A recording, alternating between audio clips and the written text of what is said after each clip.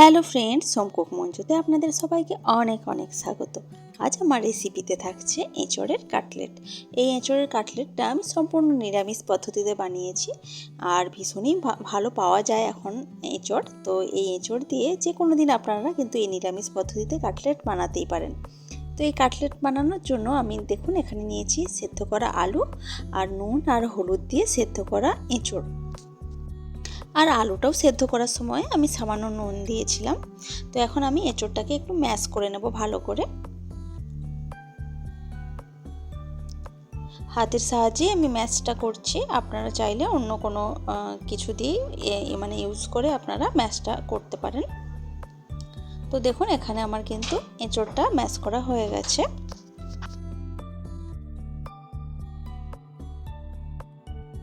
তো এঁচড়টা ম্যাশ করার পর আমি এখন আলুটাকে ম্যাশ করে নিচ্ছি। এঁচড় আলু আমি কিন্তু একসাথে মিশিয়ে নিচ্ছি না, মানে একসাথে ম্যাশ করছি না, আলাদা আলাদা করে ম্যাশ করছি। আপনারা বুঝতে পারবেন, রান্নাটা যদি পুরোটা দেখেন তাহলে বুঝতে পারবেন যে আমি কেন আলাদা এটাকে ম্যাশ করছি আলাদাভাবে। তো দেখুন এঁচড় আর আলু খুব ভালো মতো ম্যাশ করা হয়ে গেছে। এখন আমি একটা কড়াই গরম করতে দিয়েছি, কড়াইতে আমি দিচ্ছি গোটা জিরে, তার সাথে আমি এখন দেব কিছুটা গোটা ধনে। এগুলো আমি একটা গুঁড়ো মশলা তৈরি করব। আর এখন দিলাম গোটা গরম মশলা।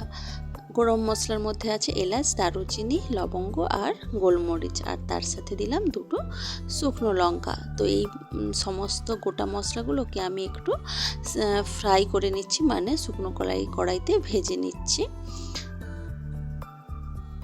তো শুকনো কড়াইতে খুব ভালোভাবে ভেজে নিয়েছি। এখন ওই মশলাটাকে ঠান্ডা হয়ে গেলে গুঁড়ো করে আমি রাখবো।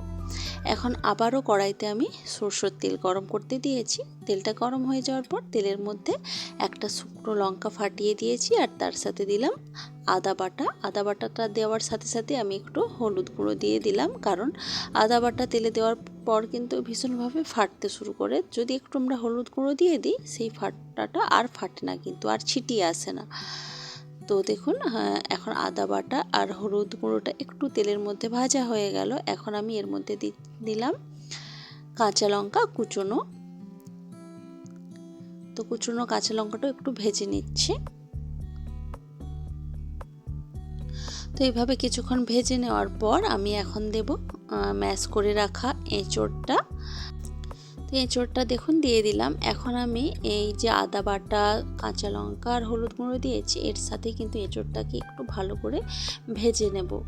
তাহলে কিন্তু খেতে ভালো লাগবে এঁচড়টাকে যদি এইভাবে একটু ভেজে নিই।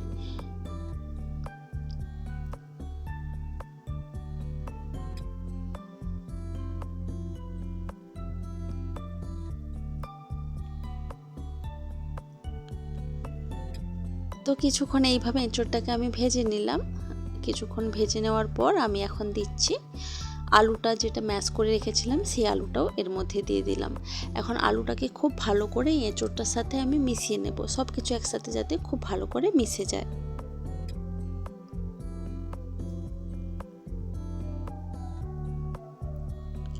তো কিছুক্ষণ এইভাবে মিশিয়ে নেওয়ার পর আমি দিচ্ছি নুন, স্বাদ মতো নুন, আর তার সাথে সামান্য চিনি। নুন দিয়ে আমি আলু সেদ্ধ করেছিলাম আর এঁচড়টাও সেদ্ধ করেছিলাম, সেই বুঝে কিন্তু সামান্য পরিমাণ নুন আমি এর মধ্যে অ্যাড করেছি।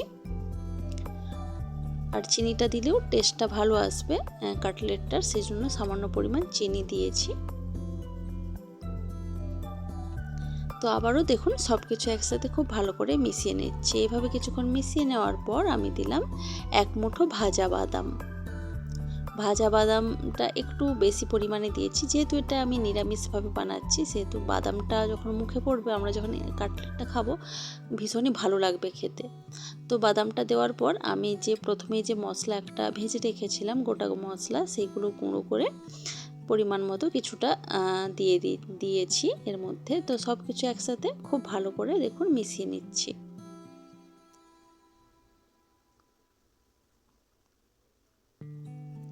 এই ভাজা মশলাটা এই কাটলেটটাতে দেওয়াটা কিন্তু ভীষণই জরুরি, যেহেতু এখানে আমরা পেঁয়াজ রসুন কিছুই ব্যবহার করছি না। এই মশলাটা, এই ভাজা মশলাটাই যে সুন্দর একটা গন্ধ আছে, এই এঁচড়ের কাটলেটটায় স্বাদ গন্ধ ভীষণই ভালো আসবে। তো দেখুন সব কিছু একসাথে খুব ভালো করে মিশিয়ে আমি এটাকে ঠান্ডা করতে দিয়েছিলাম। তো ঠান্ডা হয়ে যাওয়ার পর আমি এটাকে কাটলেটের শেপ দিচ্ছি।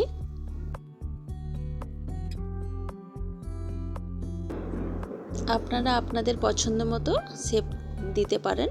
তো কাটলেট যেই ধরনের শেপ হয় সাধারণত আমি সেই রকম শেপই দিলাম। তো এইভাবে দেখুন আরও একটা বানিয়ে দেখাচ্ছি। বানানো কিন্তু ভীষণই ইজি, শেপটা দেওয়াটাও ভীষণই ইজি।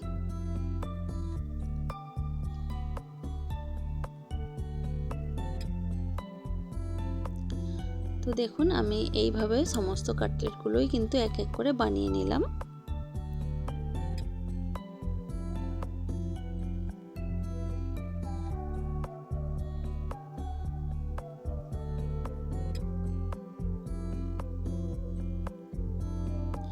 তো দেখুন কাটলেটের শেপ কিন্তু আমার দেওয়া হয়ে গেছে। সমস্ত মানে যেটা বানিয়েছিলাম সেখান থেকে নিয়ে ঠান্ডা হয়ে যাওয়ার পর আমি সমস্ত কাটলেটের শেপগুলো দিয়ে রেখেছি। এখন একটা গোলা তৈরি করব। তার মধ্যে দিচ্ছি আমি 2 চামচ মতো কর্নফ্লাওয়ার আর তার সাথে দিচ্ছি 2 চামচ ময়দা। এরপর আমি কিছুটা নুন দিচ্ছি যাতে এই গোলার স্বাদটাও একদম ফ্যাকাশে না হয়, যাতে একটা টেস্ট আসে সেই জন্য। তারপর আমি কিছুটা জল দিয়ে এখন গুলে নিচ্ছি। পরে বাকিটা আমি আরও কিছুটা এর মধ্যে জল অ্যাড করে আর একটু পাতলা করে নেব। তো দেখুন আরও জল অ্যাড করে আমি এটাকে একটা পাতলা গোলা করে রেখেছি। খুব ভালোভাবে গুলে নিয়েছি যাতে কোনো রকম লাম্পস এর ভেতরে না রয়ে যায়। তো এটাকে এখন সাইডে একটু সরিয়ে আমি এখন এখানে দেখুন বিস্কিটের গুঁড়ো নিয়েছি।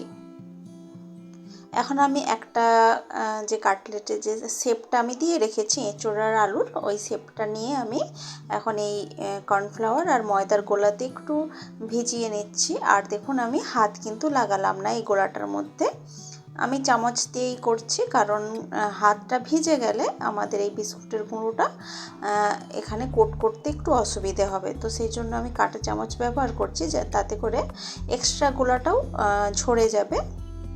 তাতে করে এই বিস্কুটের গুঁড়োটা কোট করাটা খুব ভালো ইজি হবে, মানে খুব ভালো হবে, ভালো করে আপনারা করতে পারবেন, অসুবিধা হবে না।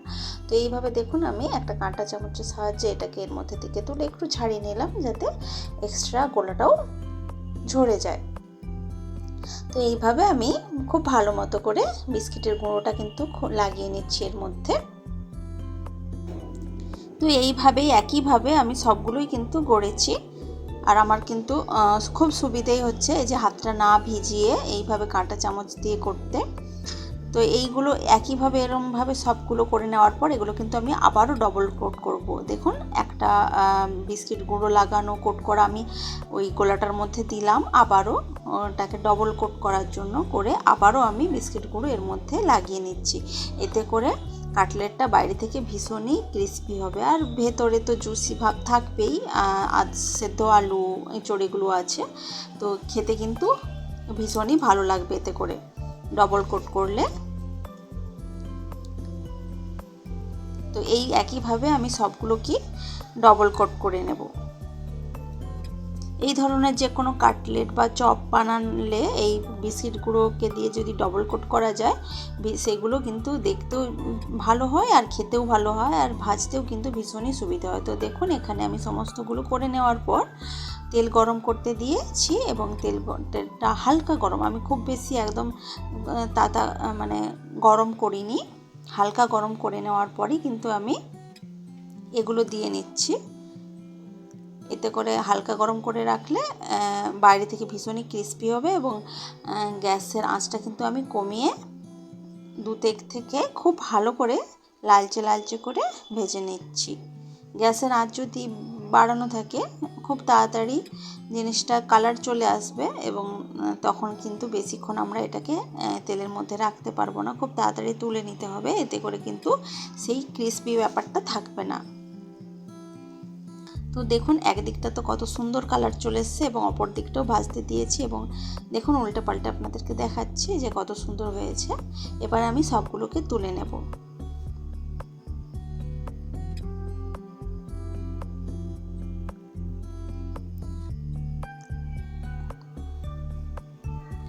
একইভাবে আমি আরও কয়েকটা আপনাদেরকে ভেজে দেখাচ্ছি।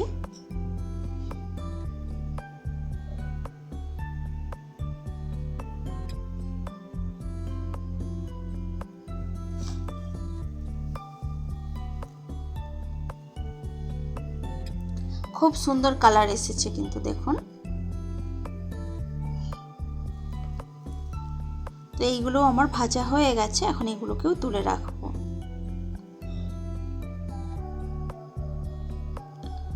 তো এইভাবে আমি বাকিগুলোও বানিয়ে নিয়েছি। তো দেখুন দেখতে কিন্তু ভীষণই সুন্দর হয়েছে আর খেতেও কিন্তু ভীষণই ভালো হয়। এটা আমিষভাবেও বানানো যায়, তবে আমি আজকে নিরামিষভাবে বানিয়েছি যাতে আপনারা যে কোনো দিন এটাকে বানিয়ে খেতে পারেন। যারা নিরামিষ খান তাদের জন্য ভীষণই একটা ভালো রেসিপি এটা, তারাও খেতে পারবেন। তো রেসিপিটি আপনাদের কেমন লেগেছে সেটা কিন্তু অবশ্যই আমাকে কমেন্ট করে জানাবেন। ভালো লাগলে লাইক কমেন্ট শেয়ার করবেন এবং প্লিজ চ্যানেলটি সাবস্ক্রাইব করে আমার পাশে থাকবেন। তো আজকের ভিডিওটা এ পর্যন্তই থাক, দেখা হচ্ছে অন্য কোনো দিন অন্য কোনো ভিডিওতে অন্য কোনো রেসিপির সাথে। তো আজকের মতো টাটা, বাই বাই।